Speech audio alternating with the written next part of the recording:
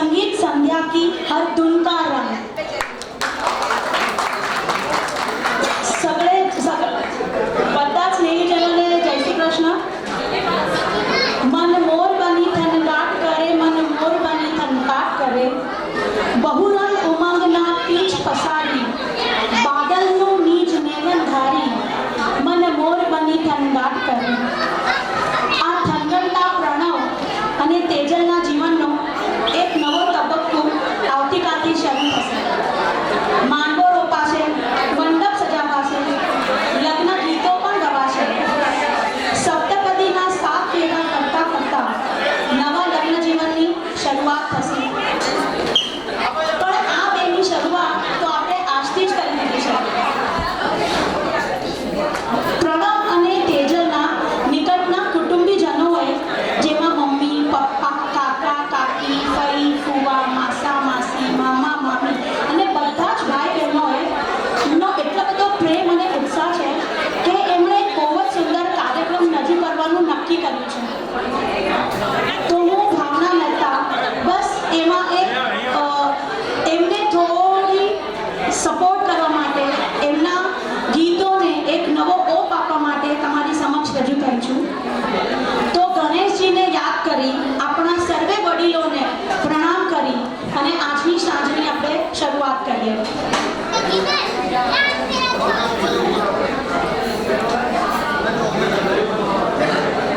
આજની સાંજની શરૂઆત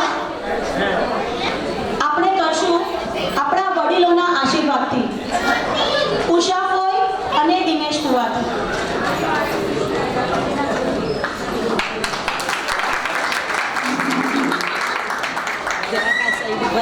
તમે સૌએ કંકોત્રી ઉપર તો વાંચ્યું જ હશે, મને ખબર નથી કેટલાએ વાંચ્યું છે, પણ કંકોત્રીના કવરની ઉપર જ પંક્તિઓ લખાયેલી છે। ઇનફેક્ટ ફક્ત 7 શબ્દો લખાયેલા છે,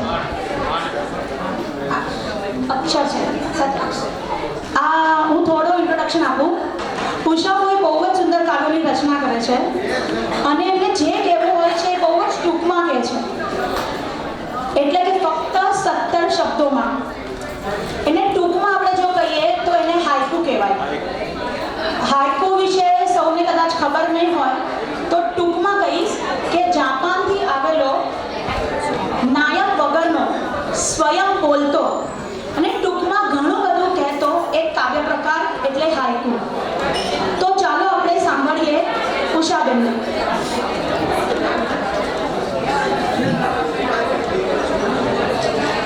સર્વને જય શ્રી કૃષ્ણ। આપણે હાઇકુ સાંભળ્યું, તમે કંકોત્રી પર બધાએ સાંભળ્યું હશે, વાંચ્યું હશે। આજે હું સંભળાવું। ઝાકળ ગઈ સમાય પત્તીમાં, ઝાકળ ગઈ સમાય પત્તીમાં ને ત્યાં ફૂલ ખીલે। આનો આમ અર્થ થાય છે કે જેવી રીતે ઝાકળ પોતાનું અસ્તિત્વ, વ્યક્તિત્વ વિલીન કરીને પુષ્પને પ્રાદુર્ભાવ કરે છે, કે પુષ્પને ઉત્પન્ન કરે છે, જે કળી હોય છે કળીમાંથી ફૂલ બનાવે છે, તે ઝાકળ કોડીની કન્યાની રૂપે, પાંદડા રૂપી પોતાના સ્વામીને એટલે કે પ્રણવભાઈને પલ્લવિત કરે છે અને તેના ભવિષ્યને કિલકલાટથી ભરી દે છે। તે પ્રકારની સુંદર ભાવના આ હાઇકુમાં વ્યક્ત થઈ છે। ધન્યવાદ। બીજું જેવું એક હાઇકુ છે નાનકડું। પુષ્પો સુંદર, પુષ્પો સુંદર, આ બધા બેઠા છે પુષ્પો, બહુ જ સુંદર છે, દિશે બધું સુંદર, ભ્રમરો થકી છે। બધા જાણી ગયા કેટલું સુંદર પુષ્પ છે તેજલ રૂપી, પણ જો એને વધુ સુંદર બનાવવાનું છે તો એને કોઈ કદર કરનાર હોય, એને કોઈ સૌંદર્યને ચાહનાર હોય તો એ ભ્રમર જ છે અને તેનાથી તેની શોભા ઓર વધી જાય છે। એ મારા હાઇકુ દ્વારા હું વર્ણવું છું। ધન્યવાદ। વાહ વાહ ઉષા ફોઈ, સુંદર રચના અને સુંદર ભાવાર્થ।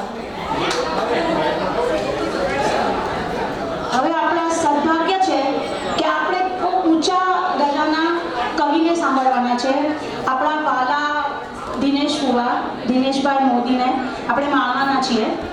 હું થોડી પ્રસ્તાવના આપવા માંગીશ અને પછી આપણે દિનેશભાઈના મુખેથી એમનું જ સોનેટ સાંભળશું. એમના કાવ્યને માણીની પહેલાં હું થોડું કહીશ. શિખરણી છંદમાં લખાયેલા એમના કાવ્યનું શીર્ષક છે અંશ. એમાં કવિ કહે છે કે આજે આપણે આ બધો જે ઝગમગાટ જોઈ રહ્યા છીએ, જે દીવાની સુંદર રોશનીઓ જોઈ રહ્યા છીએ, મિષ્ઠાનો, શુભેચ્છાઓ અને આ જે ઉત્સવ રૂપી પ્રસંગને આપણે સૌ માણી રહ્યા છીએ, એમાં ભરપૂર આનંદ અને ઉત્સાહ છે. જો આ આનંદ અને ઉત્સાહનો થોડો અંશ આપણે આપણા જીવનમાં ગોઠવી લઈએ, એને તાણાવાણાની જેમ ગોઠવી લઈએ, તો આપણું જીવન હંમેશા જ આનંદમય રહે અને આપણું જીવન આપણે સાર્થક અને પરિપૂર્ણ કરી શકીએ. તો ફુવા, અમે અત્યંત આતુર છીએ તમારું આ સોનેટ સાંભળવા.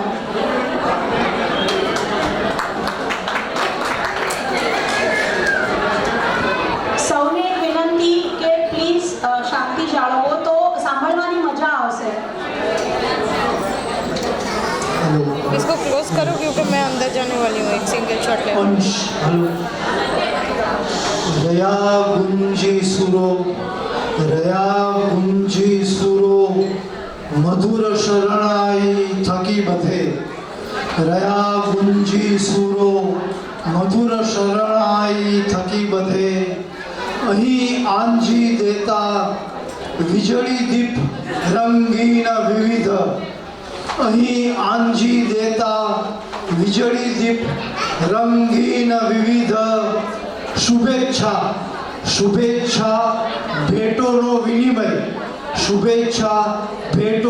વિનિમય સ્મિતો શીખ સતત શુભેચ્છા ભેટોનો વિનિમય સ્મિતો શીખ સતત સજ્યા પુષ્પે ચોરી મગમગતી શૈયા રજનીએ સજ્યા પુષ્પે ચોરી મગમગતી અને શૈયા રજનીએ સુખેથી આવી સૌ અનુભૂતિ કરું લગ્ન દિનની સુખેથી આવી સૌ અનુભૂતિ કરું લગ્ન દિનની ક્ષણોની ત્યાં જાણે મનને કશું વ્યાકુળ કરતું સમાશે શું ધારા વહતી અહીં ચૈતન્ય તણી જે અતિ નાના એવા દિવસ રૂપી આ પાત્ર ઘટમાં નથાતી જે રીતે છલકતી નદી બંધ જ થકી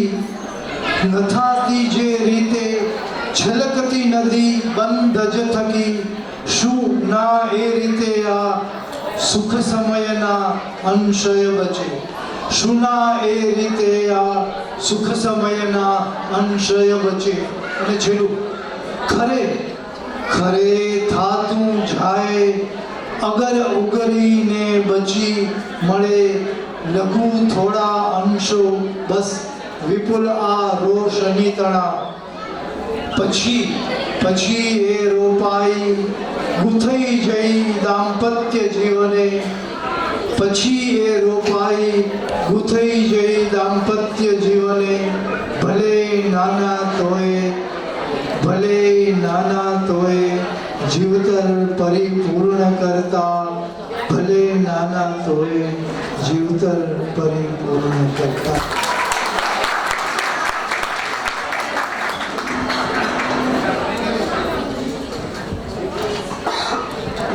થેન્ક યુ ફુવા. આ બહુ જ સુંદર રચનાઓ પછી આપણે હવે નૃત્ય અને સંગીતની શરૂઆત કરીએ. ચંચળ હસ્તી નાજુક હૃદયવાળી બહેન, ક્યારેક હસતી ક્યારેક રડતી ક્યારે ઝઘડતી બહેન, રેશમી દોરાથી બાંધતી મજાક મસ્તી અને ગેલ કરતી બહેન,